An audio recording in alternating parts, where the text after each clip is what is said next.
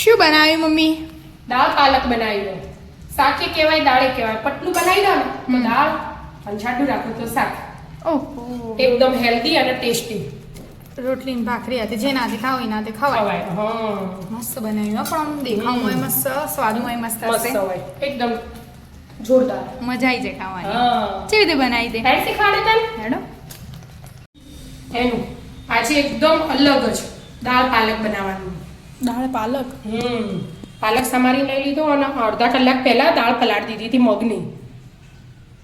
હવે એનો આપણે 2 સીટી મારી દઈશું. બધી દાળ લઈ લેવાની. પાણી ધોઈ સાથે દીધી હતી. હા, 2-3 વાર ધોઈ પછી પલાળી હતી. એટલે એના જ પાણી લઈ લીધું મેં. અને દાળ ઉપર થોડુંક જ પાણી હોય ને એવું લઈ લેવાનું અને 2 સીટી મારી દેવાનું. મીઠું એડ કરવાનું. એક સ્લાઇડ જ જરાક જ આમ દાળનો ટેસ્ટ આવી જાય એવું. 2 સીટી ખાલી દેવાનું. હા, 2 સીટી મારી દેવાનું. વઘાર કરવાનું હવે. હા, આ દાળ ચડવા દઈશું ને આપણે વઘારની તૈયારી કરીશું. એક ડોકલી તેલ લઈ લીધું ને એક ડોકલી ઘી લઈ લીધું. ગરમ થાય એની રાહ જોવાની. ગરમ થઈ ગયું. એમાં આપણે જીરું એડ કરી દઈશું.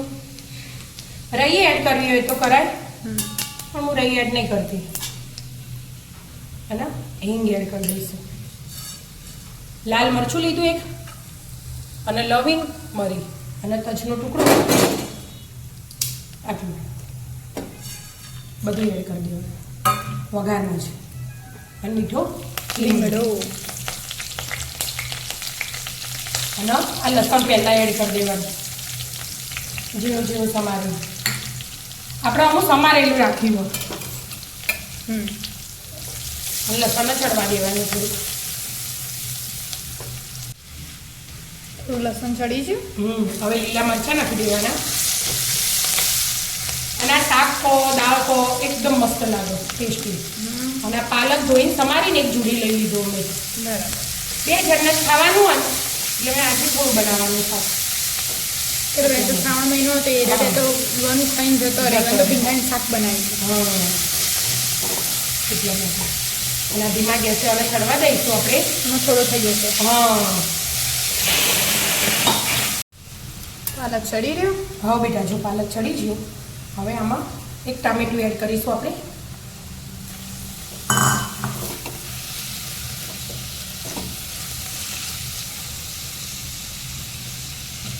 હવે થોડા મસાલા કરી દઈશું એટલે ફટાફટ ટામેટું ચડી જાય. મીઠું સ્વાદ પ્રમાણે આપણે થોડું દાળમાં નાખ્યું એ પ્રમાણે એડ કરવાનું. લીલા મરચાં સમાર્યા એ પ્રમાણે લાલ એડ કરવાનું. હળદર એડ કરવાની અને આ ધાણા જીરું મિક્સ કરીને ચડવા દેવાનું. ટામેટું ચડો ઢોકી દેવાના. ચડી રહી હસી ટામેટાની મમ્મી. હા, એ ચડી રહ્યું હશે એ ચેક કરીએ. જો 2 સીટી મારી બધી દાળ ચડી જાય એકદમ મસ્ત છે. મસ્ત ચડી જઈએ. આ મગની આપણે એકલી લીધી ને, કોઈને મગની હાથે તુવેરની એ લેવી હોય તો લેવાય. બરાબર. 2 અડધી એટલે ચડી જાય ને મસ્ત. હા, ટામેટા ચડી જાય આમ કરીએ એટલે ખબર પડે. હવે આ દાળ એડ કરી દેવાની. દાળમાં થોડું પાણી એડ કરી દેવાનું. એમાં જ એડ કરવાનું એટલે બધું હંગાત જાય. અને આ ગરમ હોય ને એટલે અડધી વાટકી જેવી. આપણે જાડી પતલી જેવી ખાવી હોય ને એવું બનાવવાનું. આ તમે જાડી રાખો તો શાકમાં ઉપયોગ થાય અને પતલી કરો તો દાળમાં ઉપયોગ થાય. બરાબર. એટલા માટે હવે ચડવા દો. મસ્ત ચડી જાય હો મમ્મી દાળ તો. હા, જો આનાથી પતલી રાખવી હોય તો રખાય, પણ આટલી જાડી હોય ને તો રોટલી ભાખરી ગમે તેમાં એકદમ મસ્ત ટેસ્ટી લાગે આ શાક અને એકદમ હેલ્ધી કહેવાય. એમાં ધાણા એડ કરી દઈશું. આપણે વઘારમાં ગરમ મસાલા બધા નાખ્યા હોય ને એટલે આજે ગરમ મસાલો નહીં એડ કરવાનો. મસ્ત મજાની દાળ તૈયાર થઈ જાય. દાળ પાલક.